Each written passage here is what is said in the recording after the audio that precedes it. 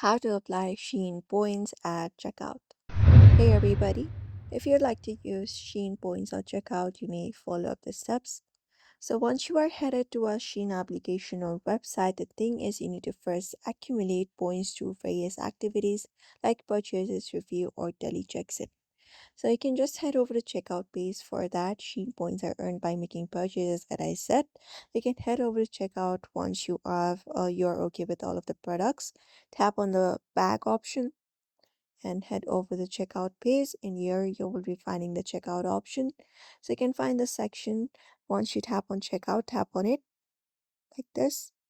You will be finding a section where you can basically apply coupons, gift card, or points like this right here. So you can look out for this coupon option, coupon code, and we have the apply points option also available right under coupon code points available. You may just go ahead and turn on that option, or you can choose to use all your available points or specify a specific amount.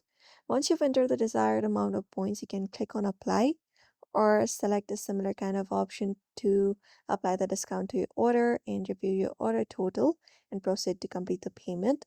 And that way, when you do so, the checkout should be completed and the Shein points should be also applied during the checkout.